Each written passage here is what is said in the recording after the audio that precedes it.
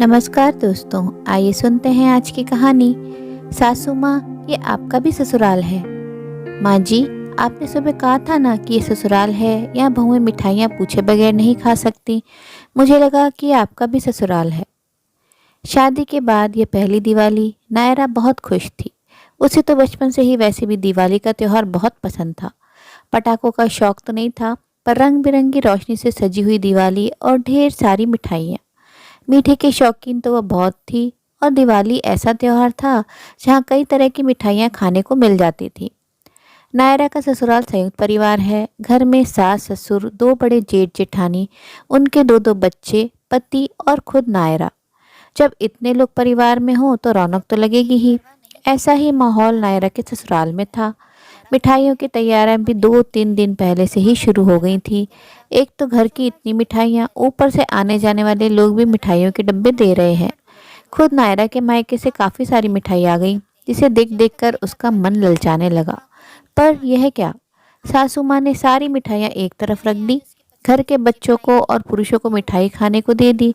यहाँ तक कि आए गए मेहमानों को भी मिठाई खाने को मिली, और उनके साथ सासू माँ ने खुद अपना मुंह मीठा कर लिया। लेकिन मजाल है बहुओं को खाने को दी हो। नायरा जब अपनी जेठानियों के साथ खाना खाने बैठी तो इस बारे में उसने अपनी दोनों जेठानियों को कहा, पर उन्होंने उसे चुप रहने के लिए कहा। अरे नहीं नहीं मम्मी जी, बुरा मान जाएंगे। इस घर का नियम है। घर के पुरुषों और बच्चों को मिठाइयाँ मिल जाती हैं, मेहमानों को मिल जाती हैं, लेकिन बहुओं के हिस्से तो बच्ची कुची मिठाई आती है, वह भी 2-3 दिन बाद। अरे इतनी सारी मिठाई है, अगर हम थोड़ी सी खा लेंगे तो कुछ बिगड़ जाएगा क्या? आखिर बनाने वाले भी तो हम लोग हैं। मम्मी जी का गुस्सा बहुत तेज है, और फिर हमें और हमारे पीहर वालों को दो बातें सुनाएंगी। इससे तो नहीं खाएं तो ही अच्छा है। पर इससे तो कई मिठाई हमारे पीहर वालों की ही दी हुई है। हाँ, उन्होंने दी जरूर है, पर उसे खाने का हक हमारा नहीं है। देखा नहीं था तुमने, मम्मी जी खुद भी अपनी थाली में भी मिठाई नहीं ले रही थी। कैसी बात कर रहे हो भाभी? मम्मी जी तो खुद मेहमानों के साथ बैठकर मिठाइयों का आनंद ले रही हैं। अब खाना खाते समय थाली में मिठाई नहीं ले रही तो क्या फर्क पड़ गया? उन्होंने तो मिठाई खा ली और हमें एक टुकड़ा मिठाई तक का नहीं दिया गया। यह भी कोई बात हुई भला? तो क्या आप दिवाली पर मिठाई नहीं खाते हो? खाते हैं हमारे पतियों की बदौलत, क्योंकि वो एक मिठाई का डब्बा लाकर चुपचाप कमरे में रख देते हैं, जिसे हम अपने कमरे में ही खा लेते हैं। पर यह तो गलत है।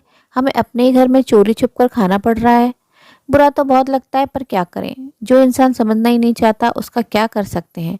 दोनों जेठानियों ने अपने अस्त्र डालते हुए कहा। इतनी देर में नायरा के पति अजय का दोस्त और उसकी पत्नी उनसे मिलने आए। उन्होंने नायरा को अपने पास ही बिठा लिया। सास ससुर सब वहीं बैठे हुए थे। सासू माँ का सबको मनुहार करके मिठाई खिला रही थी, लेकिन नायरा से पूछा तक नहीं। इतने में अजय के दोस्त की पत्नी ने एक मिठाई का टुकड़ा लेकर नायरा के मुंह में जबरदस्ती रख दिया, यह कहते हुए कि भाभी तो मिठाई खा ही नहीं रही हैं। वहां तो सासू माँ ने कुछ नहीं कहा, लेकिन उनके जाने के बाद तो नायरा की शामती आ गई। क्या जरूरत थी तुम्हें वहाँ मिठाई खाने की? मना नहीं कर सकती थी? पर मम्मी जी, मेरी गलती कहाँ है? भाभी जी ने जबरदस्ती मिठाई का टुकड़ा मेरे मुंह में डाल दिया। अच्छा, उसने मिठाई का टुकड़ा मुंह में डाल दिया और तुमने चुपचाप खा लिया? बहू, यह मत भूलो कि यह तुम्हारा ससुराल है। ससुराल के अपने कायदे होते हैं। अब खड़ी खड़ी देख क्या रही हो? जाओ अंदर, आगे से ध्यान रखना। सासू माँ की बात सुनकर उसकी आंखों में आंसू आ गए और वो चुपचाप कमरे में आ गई।